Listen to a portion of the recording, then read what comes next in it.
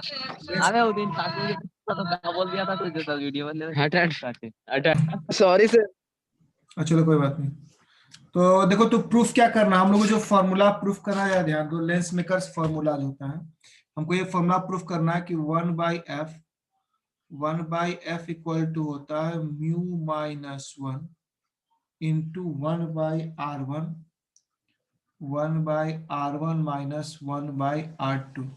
यही formula proof करना है ना। यही हमारा लेंस मेकर्स फॉर्मूला कहलाता है। ठीक है, अब इसका प्रूफ देखिए। तो देखिए मेन इसी फॉर्मूला का, इसी को लेंस मेकर फॉर्मूला करता है। प्रूफ कैसे करना है, पहले तो हम वी कंसीडर रिफ्रैक्शन, हम ऐसे लिखेंगे वी कंसीडर, चूंकि इंपॉर्टेंट क्वेश्चन इसलिए पूरा डिटेल बता रहे हैं। We consider refraction through a convex lens. ये जो फॉर्मूला हम प्रूफ करेंगे कॉन्वेक्स लेंस के लिए, ठीक है, लेकिन ये कॉन्केव लेंस के लिए भी क्या होगा, वैलिड होगा। ठीक है, तो हम लोग सबसे पहले इस फॉर्मूला को प्रूफ करने की कोशिश करते हैं कॉन्वेक्स लेंस के लिए। तो हमें कॉन्वेक्स लेंस पहले बनाते हैं। यहाँ डायग्राम का बहुत इंपॉर्टेंट है, डायग्राम ही सब कुछ है। डायग्राम बढ़िया बना लिए तो क्वेश्चन लगभग सॉल्व हो जाता है, और बहुत छोटा है, इसको सही तरीके से करेंगे तो बहुत जल्दी खत्म हो जाएगा ना। ये क्या है, ये प्रिंसिपल एक्सिस से आपको पता है, ये क्या, ये प्रिंसिपल एक्सिस है। डबल लाइन देखो चलाता है कभी कभी। ओ, ये हमारा प्रिंसिपल एक्सिस हो जाएगा, ये प्रिंसिपल एक्सिस है। ठीक है, और यहाँ कोई ऑब्जेक्ट है, सपोज करो यहाँ कोई ऑब्जेक्ट है, यहाँ पर, इसको थोड़ा सा और बड़ा बनाना है, तो रुको, क्योंकि यहाँ दो सरफेस देखा ना, इसको थोड़ा सा और बड़ा लेते हैं, इस टाइप का लेना पड़ेगा ताकि क्लियर विजन रहे। मीन क्योंकि दो सरफेस यहाँ हम लोग बनाना है ना, और ये हमारा हो गया प्रिंसिपल एक्सिस हो गया। अब ठीक, यहाँ पर हमारा कोई ऑब्जेक्ट है, सपोज करो यहाँ कोई ऑब्जेक्ट है ना, और इस ऑब्जेक्ट का नाम कुछ भी दे सकते हैं। ये तो ऑप्टिकल सेंटर को चूंकि ओ से दिखा रहे हैं, ऑब्जेक्ट को हम लोग ओ भी दे सकते हैं, ओ डैश दे सकते हैं। ये हमारा ऑब्जेक्ट है ना। ऑब्जेक्ट से एक रे चलेगा, एक स्ट्रेट लाइन चलेगा, यहां से एक रे चलेगा जो आके पहला सरफेस से टकराएगा। देखो ये आके आपका ये पहला सरफेस से टकराएगा। ठीक है, एक बढ़िया सा रे लेके हम लोग पहला सरफेस इसको टच कराते हैं, ये पहला सरफेस रहा। ठीक है, अब देखो इसको जाना किधर था, अगर इस रे को ये सरफेस नहीं मिलता, ये लेंस है, लेंस से मतलब क्या है, इधर का सरफेस का रिफ्लेक्टिव इंडेक्स म्यू1 है, सपोज करो म्यू1 ना मान के चलो एन से दिखाते हैं, रिफ्लेक्टिव इंडेक्स को एन से भी दिखाते हैं, अगर आप लोग याद हो रिफ्लेक्टिव इंडेक्स को एन से दिखाते हैं। ये n1 है और इसका रिफ्लेक्टिव इंडेक्स सपोज करो n2 है। ठीक है, और यहाँ पर जो n2 है वो ग्रेटर देन क्या है, n1 है। रिफ्लेक्टिव इंडेक्स है n2 लेंस का जो यूज करो, n1 है बाहरी सरफेस का। अब देखो यहाँ पर क्या है कि यहाँ पर लेंस मीडियम चेंज कर रहा, n1 से n2 आ रहा, तो इसको नियम तक कहाँ जाना चाहिए था, अगर ये मीडियम नहीं होता तो ये तो सीधा निकल जाता, लेकिन चूंकि मीडियम है तो ये बैंड करेगा, यहां से ये बैंड करेगा, किधर की ओर बैंड करेगा, चूंकि हायर से लोअर से हायर मीडियम जा रहा है ना, लोअर डेंसिटी से हायर जाएगा, लोअर रिफ्लेक्टिव इंडेक्स से हायर रिफ्लेक्टिव इंडेक्स जा रहा, तो क्या होता है, टुवर्ड्स नॉर्मल बैंड करता है। तो अब यहाँ पर नॉर्मल कैसे बनाएंगे हम, तो देखो नॉर्मल कैसे बनेगा, नॉर्मल बनाने के लिए आपको आपको सेंटर ऑफ कर्वेचर सर्च करना पड़ेगा। ये जो आपका ये सरफेस है, पहला सरफेस, देखो इसमें दो सरफेस है, इसको ऐसे कर देते, इसको दो पार्ट में बांट सकते हैं आप, इसको x मान लो, इसको y मान लो, इसको z मान लो। ठीक है, और इसको y डैश मान लो, ये किनारे को मान रहे हैं। ठीक है, ये जितना किनारा है उसको मान रहे हैं, तो ये हमारा हो गया x y डैश z। चाहे काम करो इसको x डैश मान लो, चलो मान ऊपर जो आसानी रहे वही मान लेते हैं।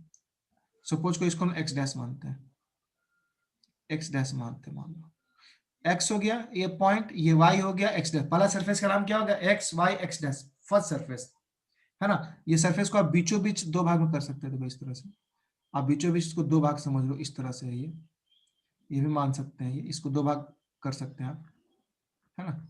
इसको ले भी सकते हैं, नहीं ले सकते हैं, ये कोई बहुत जरूरी नहीं, इससे फिगर गंदा हो जाएगा, इसलिए बस आपको दिखा दे, इसको फिलहाल हटा देते हैं, है ना, क्योंकि बहुत इंपॉर्टेंट, इसलिए बहुत स्टेप वाइज आपको बता रहे हैं। अब देखिए पहला सरफेस के लिए सेंटर कर्वेचर तो इधर ही कहीं होगा, है ना, मे भी इधर कहीं हो, सपोज करो यहाँ पर है, मान लो यहीं पर, इधर ही कहीं हो सकता है सेंटर कर्वेचर, यहाँ कहीं होगा सेंटर कर्वेचर।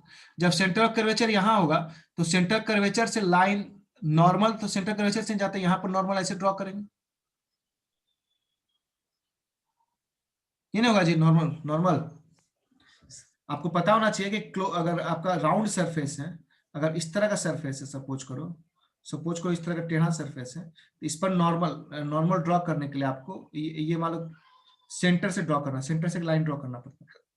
तो यहाँ पर हमारा सेंटर कर्वेचर पहला सरफेस का यहाँ है, इसलिए ये जो पॉइंट है नॉर्मल की तरह काम करेगा, यही नॉर्मल की तरह काम करेगा। तो जब ये नॉर्मल की तरह काम करेगा तो क्या होगा, ये किधर जाना चाहिए था, क्योंकि लोअर हायर डेंसिटी आ रहा, तो ये टुवर्ड्स नॉर्मल बैंड करेगा। ठीक है, ये टुवर्ड्स नॉर्मल बैंड करेगा, मतलब ये सीधा ना जाके अंदर की ओर बैंड कर जाएगा, है ना, क्योंकि नॉर्मल की तरफ, नॉर्मल तो ये है, ये नॉर्मल है, तो ये सीधा ना जाके ये इधर की ओर बैंड कर जाएगा, इधर की ओर बैंड कर जाएगा। ठीक है, अब एक काम करते हैं, इसका कलर चेंज कर देते हैं। इसका कलर नहीं चेंज करेंगे तो आपको लगेगा कि ये सब एक, इसका कलर हम चेंज कर दे रहे हैं, इसका ये सी का कलर चलो हम चेंज कर देते हैं, पूरा ही चेंज कर देते हैं, है ना, ये पूरा हम चेंज कर देंगे। तो मेरा मेन रे नजर आ रहा ना, मेरा मेन रे जो था काले रंग से हम दिखा रहे हैं, वो कैसे गया, है ना, ये मेरा मेन रे है, यही मेरा मेन रे है काला वाला, यहाँ आया। जब ये यहाँ आ गया तो फिर से इसको मीडियम चेंज करना है, फिर से इसको जाना है, फिर से इसका मीडियम चेंज होगा। ठीक है, जब फिर से मीडियम चेंज होगा तो फिर से ये, इसके लिए आपको एक नॉर्मल खोजना पड़ेगा, सेंटर कर्वेचर। तो सेकेंड सरफेस, ये हमारा सेकेंड सरफेस है, सेकेंड सरफेस के लिए सेंटर कर्वेचर इधर है, इधर से बनाना पड़ेगा। ठीक है, तो यहां से आप नॉर्मल इसको ड्रॉ करेंगे, तो मान लो इसका नॉर्मल यहां से, ये इसके यहां से मान लेते हैं, यहां से नॉर्मल ड्रॉ करते हैं, तो ये नॉर्मल जाएगा, ये नॉर्मल जाएगा, है ना, ये हमारा सी है इधर वाला। ठीक है, इधर क्या है, सी है, इसको अगर आप C1 मानिएगा तो C2 हो जाएगा, अगर आप इसको C1 मानिएगा तो ये C2 हो जाएगा, ये वाला सरफेस C2 हो जाएगा। ठीक है, ये C1 हो गया, सेंटर कर्वेचर C2 हो गया। तो मेरा मेन रे, अब देखो मेरा मेन रे यहां तक पहुंचा हुआ, अब फिर से मीडियम चेंज कर रहा, अगर ये मीडियम नहीं होता तो ये रे कहां जाता, सपोज करो कि अगर ये यहाँ पर नहीं, सेकेंड सरफेस नहीं होता, मान लो ये सेकेंड सरफेस होता ही नहीं, ये वाला सरफेस, तो ये सीधा निकल आता एकदम ऐसा, है ना, ये सीधा एकदम डॉटेड इसका बना देते, देखो यहाँ से एकदम सीधा ऐसा आता है, ये एकदम सीधा ऐसे ऐसे चला आता है, देखो इस तरह से लगभग यहाँ पहुंच जाता है ना, ये बिल्कुल सही है, बहुत सही नहीं बन पा रहा, इसको थोड़ा सा और बेटर में बना सकते हैं, है ना, इसको थोड़ा सा और बेटर देखो बनाते हैं, इसको थोड़ा सा और बेटर बनाने की कोशिश करते हैं, ये बिल्कुल सीधा यहाँ आ जाता है, देखो यहाँ ये बनता आई डैश, इसको बोलते हैं। अगर सिर्फ फर्स्ट सरफेस होता, मतलब एक्स वाई एक्स डैश होता, देख लो यहाँ पर एक्स वाई एक्स डैश पहला सरफेस है, दो पार्ट में सरफेस को कंसीडर कर रहे हैं, तो रे यहां से चलता, अगर ये सरफेस ने सीधा निकलना था तो बैंड कर जाता, ये ऐसे बैंड कर जाता, और ये सीधा यहाँ चला आता, क्योंकि यहाँ सेकंड सरफेस नहीं होता। लेकिन अगर सेकंड सरफेस है तो रे क्या करेगा, बैंड करेगा। अब बताओ, अब जा रहा N2 से N1, अब ये जो काला वाला रे है वो N2 से N1 जा रहा, तो टुवार्ड्स नॉर्मल कि अवे फ्रॉम द नॉर्मल, किधर जाएगा बताओ तो, ये टुवार्ड्स नॉर्मल जाएगा अवे फ्रॉम द नॉर्मल, ये तो ये डॉटेड है जो यहां तक पहुंचता है, टुवार्ड्स नॉर्मल जाएगा away from the normal. Simple से बात है, हायर डेंसिटी से लोअर डेंसिटी जा रहा है, N2 से N1, मतलब हाई डेंसिटी से लोअर डेंसिटी, मतलब अवे फ्रॉम द नॉर्मल। ठीक है, मतलब ये रे जो है सीधा ना जाके नॉर्मल से दूर भागेगा, तो ये हमारा नॉर्मल है लाल वाला, ये जो लाल है, तो ये इससे दूर भागेगा, मतलब ये सीधा ना जाके थोड़ा सा बैंड कर जाएगा, थोड़ा सा बैंड करेगा, मतलब ये, है ना, ये इधर की ओर आ जाएगा, देखो ये यहाँ आ जाएगा। ठीक है, ये रे मेरा यहाँ आ जाएगा, तो ये मेरा फाइनल इमेज यहाँ बनेगा, ये हो जाएगा आई। ठीक है, तो होना, अब देखो इसमें काम करते हैं, ये जो लाल वाला लाइन है ना, लाल वाला को मिटा देते हैं, देखो ये लाल वाला को थोड़ा छोटा हमको लेना पड़ेगा, कर्सर स्मॉल लेते हैं, ये देखो ये लाल वाला को हम हटा ही देते हैं, वो लाल बस आपको समझाने के लिए था कि वो वहां से सेंटर कर्वेचर हम लोग नॉर्मल ड्रॉ करते हैं, ये लाल वाले को हटा देते हैं, एग्जाम में भी आपको लाल दिखाने की जरूरत नहीं है, लाल वाले को हम हटा ही देते हैं। ठीक है, बाकी ब्लैक को हम रहने देते हैं, ब्लैक हमारा जो ये लाइन था वो तो रहेगा ही, यहाँ से ऐसे ये लाइन रहेगा, ठीक है। वो सीधा ना जाके इधर बैंड किया था, वो बैंड करेगा ही, ठीक है। अब तो लगता है क्लियर होगा। ये सीधा जाना चाहिए था, ये हल्का सा बैंड किया, बैंड करके यहाँ आया और फिर मीडियम चेंज किया तो पूरा बैंड कर गया। क्लियर है? क्या बोलिए, कुछ पूछना है इसमें? अरे कुछ बोलिए आप लोग, किसी को दिक्कत है इसमें?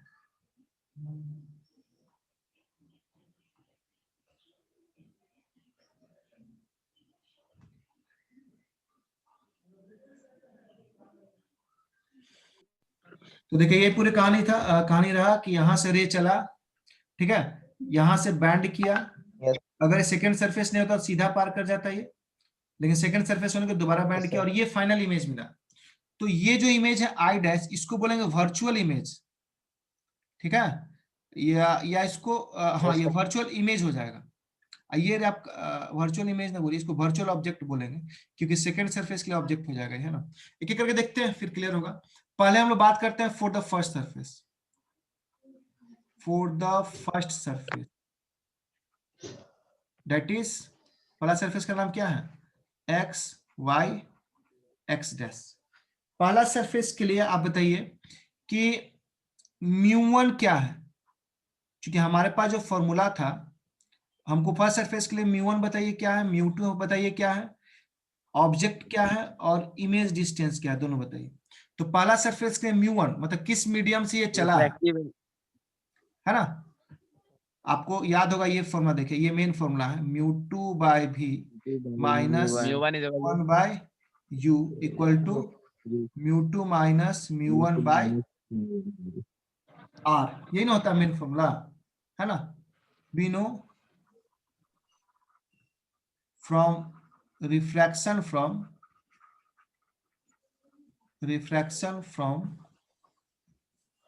कॉनकेव सरफेस या from refraction from spherical surface, ये फॉर्मूला हम पढ़े हुए हैं, रिफ्रैक्शन फ्रॉम स्फेरिकल सरफेस।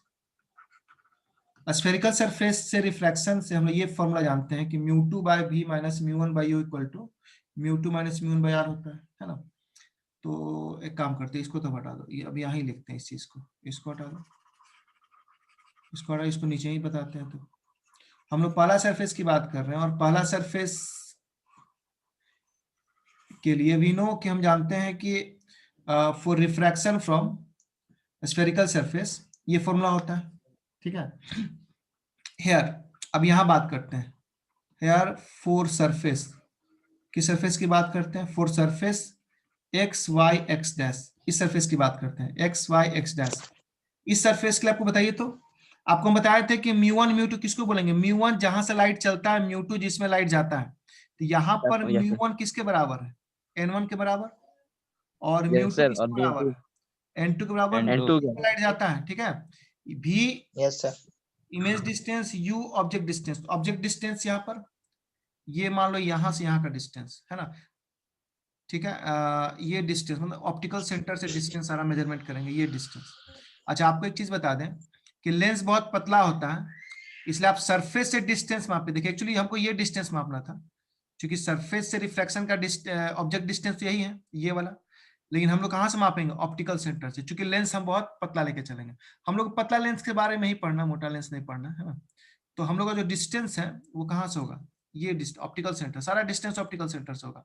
क्योंकि लेंस हमारा पतला है तो मान के चलेंगे ये डिस्टेंस नेग्लिजिबल है, वाई ओ डिस्टेंस नेग्लिजिबल है, और वो वाई डैश डिस्टेंस नेग्लिजिबल है, इसको हम यू मानेंगे, इस डिस्टेंस को यू मान लेते हैं। अच्छा ऑप्टिकल सेंटर से ये जो डिस्टेंस है, जो हमारा पहला इमेज जो बन रहा है, ठीक है, पहला इमेज जो बन रहा है जो सेकंड सरफेस नहीं रहने पर, उसको चलो हम लोग भी डैश बोल देते हैं। और ये जो डिस्टेंस ऑप्टिकल सेंटर से ही जो फाइनल इमेज बन रहा है उसको हम सिंपली भी बोल रहे हैं, ठीक है। तो वैसे पहला सरफेस की बात करें तो पहला सरफेस के लिए म्यू1 n1 है, जहां से लाइट चला, पहला सरफेस की बात कर रहे हैं, जहां से लाइट चला n1 है, जिसमें लाइट गया म्यू2 वो n2 है। अच्छा भी, तो पहला सरफेस के लिए इमेज कहां बन रहा है, देखिए पहला सरफेस के लिए इमेज कौन है, आई के I dash, I dash I dash है। क्यों, क्योंकि दूसरा सरफेस हम ये जब पहला सरफेस की बात दूसरा सरफेस को मान रहे नहीं है, तो इसलिए यहाँ पर Yes, sir. u तो u के बराबर होगा, लेकिन v को क्या हो जाएगा, यहाँ पर v हमारा v डैश हो जाएगा।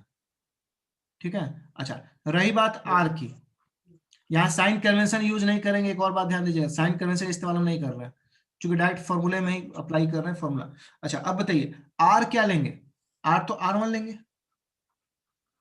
क्योंकि ये C1 जो है ऑप्टिकल सेंटर से ये जो दूरी है इसी को ना R1 बोलते हैं, ये R1 हो जाएगा। Yes, sir. ऑप्टिकल सेंटर से ये C2 है, इसका दूरी को क्या मान लेते हैं, इसका दूरी R2. R2 मान लेते हैं। कोई दिक्कत यहाँ तक? कोई दिक्कत नहीं। तो इसको पुट No, कर sir. दो, क्या निकला, μ2 की जगह n2/v माइनस μ1 की जगह n1/u, v न बोल के v डैश हो जाएगा, नहीं क्योंकि यहाँ v बराबर क्या v Yes, डैश है, इक्वल टू n2 माइनस n1/r1। ये हो गया क्वेश्चन नंबर 1 हो गया। ठीक है, ये पहला सरफेस हो गया है ना। Also Yes. For refraction from कौन सरफेस बात करेंगे, second surface. Second surface that is, second surface का नाम क्या दिया है, x y dash, x y dash x dash. नाम आप लोग कुछ भी रख सकते हैं। देखिए ये सेकेंड सरफेस, ये ना सेकेंड सरफेस है, x y dash x dash है ना। तो इसका कलर चेंज करते हैं ताकि आपको लगे कि अलग से दिखा रहे हैं। तो सेकेंड सरफेस के लिए फॉर्मूला तो यही अप्लाई होगा, यही वाला है ना। आप चाहें तो इसको इक्वेशन 1 कर सकते हैं, इसको इक्वेशन 1 कर दीजिए, इसको इक्वेशन 2 कर दीजिए, है ना। यहाँ लिखते हैं from equation for second surface, second surface के लिए आपको बताइए तो μ1 क्या होगा, μ2 क्या होगा, ये सब चीज चाहिए ही, v क्या होगा और u क्या होगा। चलिए बताइए, देखिए सेकेंड सरफेस के लिए आप हमको ये बताइए, लाइट कहां से कहां ट्रेवल कर रहा है, सेकेंड सरफेस के लाइट कहां से आ रहा है। देखिए फर्स्ट सरफेस सेकेंड सरफेस को क्या नजर आएगा, लाइट कहां से आ रहा है, n2 से ही आ रहा है, इसी मीडियम से आ रहा है, नहीं इसी मीडियम से आ रहा है, n2 से ही आ रहा है। क्योंकि सेकेंड सरफेस के ये जो सेकेंड सरफेस है इसको लगेगा लाइट यहाँ से n2 चल के n1 मारा, तो यहाँ पर लाइट कहाँ से चला, μ1 मतलब जहां से लाइट चलता है तो वो n2 के बराबर हो जाएगा, और μ2 मतलब लाइट जिसमें गया, लाइट किस में गया, n1 में गया। अच्छा, एक और बात, सेकेंड सरफेस के लिए ऑब्जेक्ट कौन है बताइए तो, सेकेंड सरफेस के लिए ऑब्जेक्ट कौन है, क्या सेकेंड सरफेस को ये बी नजर आ रहा है, क्या जी, सेकेंड सरफेस को बी नजर आ रहा, नहीं सेकेंड सरफेस को ये आई डैश नजर आ रहा, सेकेंड सरफेस को आई डैश नजर आ रहा। वो आई डैश जो ऑब्जेक्ट इमेज था किसके लिए, पहला सरफेस के लिए, मतलब ये जो पहला सरफेस के लिए, पहला सरफेस, ये जहां पर जो पहला सरफेस है इसके लिए जो इमेज था, अब ये दूसरा सरफेस के लिए वो ऑब्जेक्ट की तरह काम करेगा। तो ये जो हमारा है ये वर्चुअल ऑब्जेक्ट हो जाएगा, वर्चुअल ऑब्जेक्ट किसके लिए, सेकेंड सरफेस के लिए। सेकेंड सरफेस को इसी को ऑब्जेक्ट मानना है ना। ये वही बात हो गया, एक आईना में तुम्हारा इमेज है, उसके सामने एक और आईना रख दो तो वो तुम्हारा उस आईने वाले इमेज को दिखाएगा, तो वो आईना वाला इमेज तुम्हारा रियल तो तुम नहीं हो, तुम्हारा वो इमेज है, तुम्हारा वर्चुअल इमेज है। ठीक है, तो वो सॉरी वो तुम्हारा इमेज है, वो उसके लिए ऑब्जेक्ट की तरह काम करेगा। तो ऐसे ऑब्जेक्ट को हम लोग वर्चुअल ऑब्जेक्ट बोलते हैं, रियल ऑब्जेक्ट नहीं है, रियल ऑब्जेक्ट तो यहाँ है, लेकिन रियल ऑब्जेक्ट को पहला सरफेस यहाँ भेज चुका है, देखो यहाँ भेज चुका है, इसलिए सेकंड सरफेस के लिए वर्चुअल ऑब्जेक्ट बन जाएगा। इसलिए अगर आपसे पूछेगा ऑब्जेक्ट डिस्टेंस, तो ऑब्जेक्ट डिस्टेंस क्या हो जाएगा, ऑप्टिकल सेंटर से ये दूरी, ये जो पूरा दूरी है v डैश हो जाएगा, ये v डैश हो जाएगा। ठीक है, क्योंकि ये ऑब्जेक्ट है। अब इमेज कौन है, सेकंड सरफेस के लिए इमेज कौन है, ये i, और i का ऑप्टिकल सेंटर से दूरी कितना माने हम, यहाँ देखो v, तो v की जगह सिंपली v लिखाएगा। अब मेन फॉर्मूला पुट कर दो, सीधे लिखो फ्रॉम इक्वेशन 1, फ्रॉम इक्वेशन 1 चले आओ, फ्रॉम इक्वेशन 1 μ2 की जगह क्या है, μ2 की जगह यहाँ पर n1 है, v की जगह क्या है, v की जगह तो मतलब इमेज की जगह v की जगह v ही है। अच्छा, μ1 की जगह क्या है, μ1 की जगह क्या है, n2 है, और u की जगह क्या है, u की जगह v डैश है। इधर आ जाइए, μ2 की जगह, μ2 की जगह फिर से n1 है माइनस n2 है, बाय r की जगह यहाँ पर क्या हो जाएगा, r2 हो जाएगा, r भी हम लिखना भूल गए, r क्या होगा, r2 होगा। ठीक है, यहाँ तो कोई दिक्कत नहीं है। ये हो गया इक्वेशन नंबर 3। ठीक है, अब लिखते हैं एडिंग एडिंग इक्वेशन 2 एंड 3, 2 और 3 को ऐड करते हैं। 2 और 3 को ऐड करिए, जब ऐड करेंगे देखिए कुछ कटने लायक लग रहा है क्या? कुछ भी ऐसा है जो कट सकता है? देखिए ये पार्ट और ये वाला, देखिए इसको देखिए, जब आप दोनों को जोड़िएगा, है ना, सर N2 by V। हाँ N2 by V डैश और माइनस N2 सीधे कट जाएगा, तो बचे कितना? Minus N1 by U plus N1 by V, यही बचेगा। और इधर क्या बचेगा? इधर तो पूरा बच ही जाएगा, इधर बचेगा N2 minus N1 by R1 plus N1 minus N2 by R2। ठीक है, अब इसको क्या करते हैं, क्या कर सकते हैं इसको हम लोग, यहाँ से जो कॉमन आ रहा है कॉमन ले लिया जाए। यहाँ से क्या कॉमन आ रहा है देखिए, यहाँ से टोटल से N1 कॉमन आ सकता है, तो N1 कॉमन ले लो, बचे कितना? 1 by V minus 1 by U, arrange कर लिख सकते हैं ना इसको। और इधर में देखिए तो यहां से हम क्या करते हैं, N2 माइनस N1 कॉमन लेते हैं। जब N2 माइनस N1 कॉमन लेंगे तो यहां तो 1 बचेगा, लेकिन यहां तो माइनस 1 हो जाएगा ना। यहां से मान लो इसको तुम ऐसा लिख सकते हो क्या, देखो तो इसको माइनस N2 माइनस N1, इसको ऐसा लिख सकते हो क्या, माइनस बाहर लेके। अब जब इसको बाहर लोगे, जगह इससे तुम इसको बाहर लियो तो 1 बच गया, लेकिन जब इसमें से N2 माइनस N1 बाहर ले लोगे तो माइनस 1 बचेगा ना, ये जब बाहर ले लोगे तो माइनस बचेगा, यानी माइनस 1 बचेगा। पुट कर दिए। अब देखो यहाँ N1 को N1 कर रहने दो। अब देखो ये 1 by V minus 1 by U को हम देते हैं, N1 से इसको डिवाइड कर दो, N1 से डिवाइड करोगे तो क्या होगा, N2 minus N1 by N1 हो जाएगा, और ये तो जैसा था वैसे ही रहेगा, 1 by R1 minus 1 by R2। जहां दिक्कत हो तुरंत रोकिएगा आप लोग, है ना। अब 1 by V minus 1 by F, ये तो 1 बाय F होता है। कौन सा formula, lens formula, last class में बताए थे, 1 by V equal lens maker formula से। लेंस मेकर नहीं, जो लेंस फॉर्मूला होता है, अभी लेंस मेकर फॉर्मूला हम बता रहे हैं। अब इसको अलग कर दो, सर उस N2 बाय N1 माइनस 1, अलग अलग कर सकते हैं ना इसको, partial 1 by R1 minus 1 by R2 हो गया। ठीक है, अब देखो तो ये 1 बाय F रहने दो। अच्छा, अगर आपको याद हो, हम आपको बताए थे कि μ2 बाय μ1 को हम लोग 1 μ2 लिखते हैं, याद है ये? Yes sir. यहाँ पर N2 बाय N1 को क्या हम लोग 1 N2 लिख सकते हैं, 1 and 2। 1 by R1 minus 1 by R2। Yes sir. तो N1 है ना, देखो हो गया, यही मेन फॉर्मूला हो गया। अब तुम बोलोगे सर कि आप जो प्रूफ करना था वो तो अलग लिखे थे, प्रूफ में हम क्या लिखे थे, म्यू लिखे थे, है ना। म्यू 1 2 देंगे, अगर मीडियम 1 से 2 जा रहा तो 1 2 देंगे। ठीक है, अब बोलोगे सर यहाँ एन लिए हैं, तो एन इसलिए हम लिए ताकि समझने में आसानी हो। एक्चुअली आप इसको म्यू के फॉर्म में भी लिख सकते हैं, इसको 1 म्यू 2 भी लिख सकते हैं, minus 1 1 by R1 minus 1 by R2, है ना। इसको ऑल्सो करके लिख सकते हैं, ठीक है, ऑल्सो करके लिख सकते हैं। This is required lens makers formula. Lens makers मतलब लेंस बनाने वालों का फॉर्मूला है, लोग इसी का इस्तेमाल करते हैं और लेंस मेकर बनाते हैं। अगर आपको कोई ग्लास दे दिया जाए जिसका कि रिफ्लेक्टिव इंडेक्स आपको पता है, जिसका कि आपको रेडियस पता है, जिसका कि आप मतलब दोनों सरफेस का रेडियस पता है, तो आप फोकल लेंथ पता है, तो आप कुछ भी निकाल सकते हैं। मतलब फोकल लेंथ नहीं पता लेकिन आपको रेडियस और सब पता है तो उसका फोकल लेंथ निकाल सकते हैं।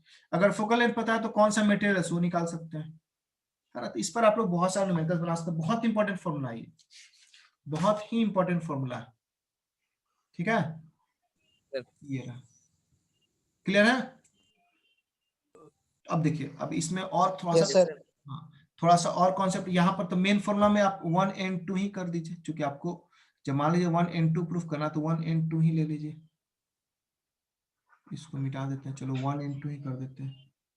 अगर किसी को इसमें क्रॉस क्वेश्चन करना है तो बोलिए, कुछ पूछना चाह रहे हैं, कोई पर्टिकुलर पॉइंट जो समझ में नहीं आया तो बोलिए, हम रिपीट करेंगे, है ना। ये क्लास आप ही लोग के लिए, ऐसा थोड़ी यूट्यूब को हमको लॉन्च करना है, ये आप लोग के लिए ही है, ये आप लोग की सुविधा के लिए बनाया है ना। चलिए, तो अगर यहाँ प्रॉब्लम नहीं है तो एक जल्दी से एक न्यूमेरिकल छोटा सा देखते हैं। Yes sir. बहुत ही छोटा सा न्यूमेरिकल है कि क्वेश्चन है कि एक लेंस है, ठीक है, एक लेंस है मेरे पास, ये मेरे पास एक कॉन्वेक्स लेंस है। क्वेश्चन समझा के हम सीधे बता रहे हैं। ये कॉन्वेक्स लेंस है, ठीक है। पहले ये कहाँ था, एयर में था, है ना, पहले कहाँ था, ये एयर में था। इसका रिफ्रैक्टिव इंडेक्स मान लो म्यू था, म्यू जी मान सकते हो क्या? लेंस का रिफ्रैक्टिव इंडेक्स कुछ होगा ना, मान लो लेंस का रिफ्रैक्टिव इंडेक्स म्यू जी है, और एयर में था तो एयर का रिफ्रैक्टिव इंडेक्स क्या होता है, म्यू म्यू होता। कोई दिक्कत? अच्छा, अब थोड़ी देर बाद क्या किया गया, इसको प्लेस्ड कर दिया गया वाटर में। एयर से कहाँ रख दिया गया इसको, वाटर में रख दिया, वाटर है ना, वाटर में डाल दिया, पानी के अंदर डाल दिया गया इसको। तो पानी के अंदर डाल दिया गया, लेंस तो वही है, रिफ्रैक्टिव इंडेक्स का म्यू जो है, लेकिन बाहरी वातावरण का रिफ्रैक्टिव इंडेक्स क्या हो गया, म्यू डब्ल्यू हो गया क्या? तो अब बताओ, लेंस मेकर फॉर्मूला अगर यहां अप्लाई करते हैं तो क्या आएगा, using lens maker formula, using lens makers formula.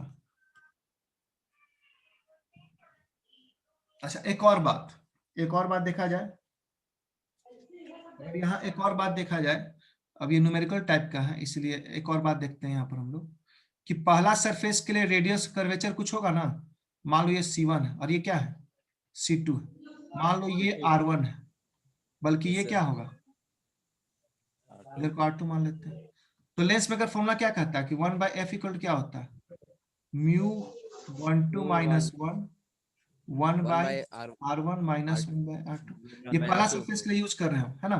तो पहला सरफेस के लिए for first case, sorry first case के लिए बात करते हैं। फर्स्ट केस में जब ये एयर में है, फर्स्ट केस में जब ये एयर में है ना, यहां से हम फिर वाटर में आएंगे। फर्स्ट केस में जब ये एयर में है तो फोकल लेंथ को चलो ए से दिखाते हैं। पहला मीडियम क्या है इसमें, 1 क्या है, जिससे लाइट चला तो एयर से जा रहा है, तो पहला मीडियम हो गया एयर।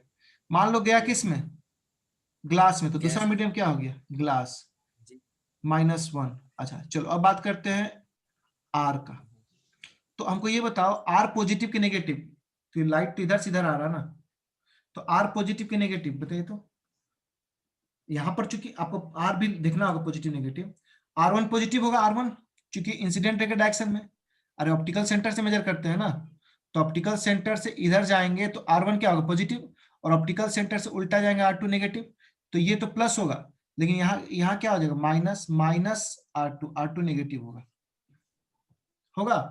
अब क्या हो गया, 1/fa बराबर, तब क्या हो गया, 1/fa बराबर क्या हो गया, a म्यू जी -1, और ये हो जाएगा 1/R1 प्लस 1/R2।